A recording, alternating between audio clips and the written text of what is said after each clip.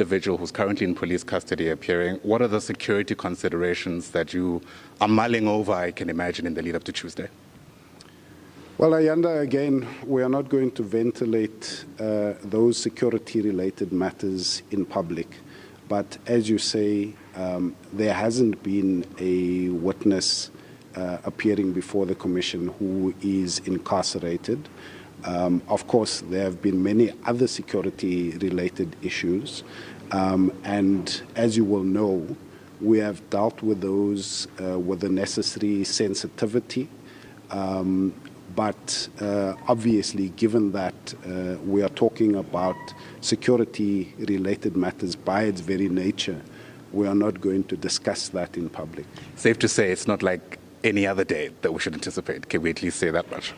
No, I think that's fairly obvious. It isn't just any other day or any other witness. As I've said, Mr. Matlala is central to the Commission's inquiry. And we have seen outside of the Commission what has been unfolding. That is obviously pertinent from a public perspective, and I can understand that from a media perspective, you are keenly interested in all of that.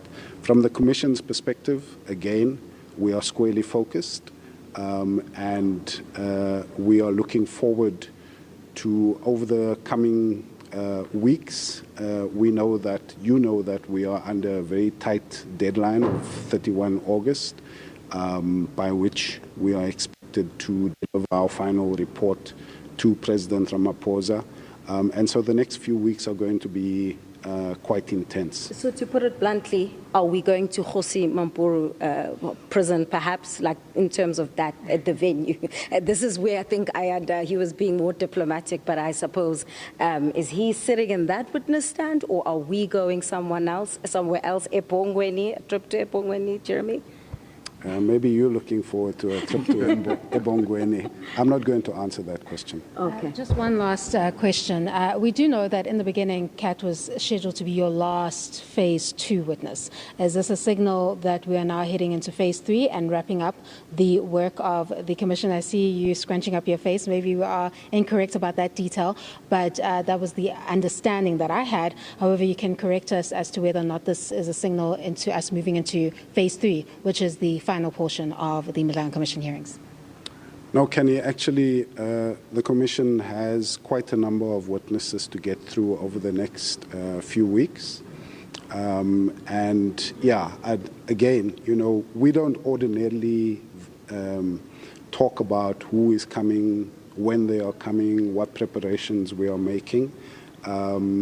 As you are now accustomed to, you hear about who's appearing within a few hours before they appear.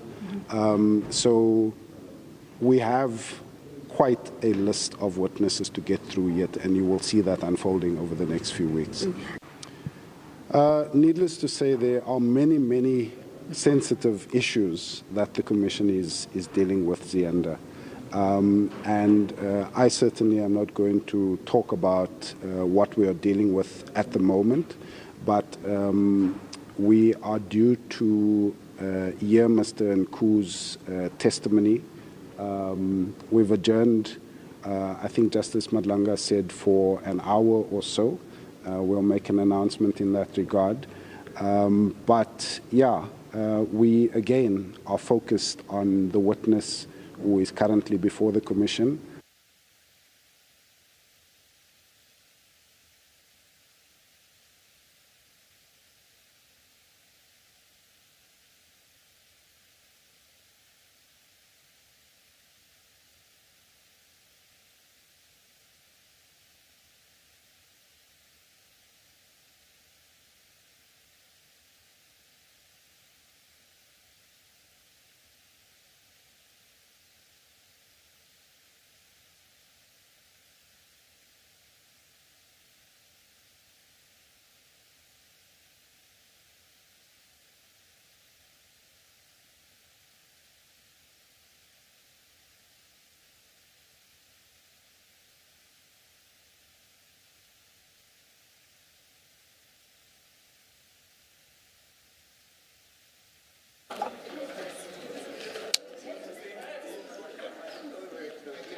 Good morning again. We're ready to resume the hearing. It's 29 minutes past 11. Please make sure that your devices are quiet. Thank you.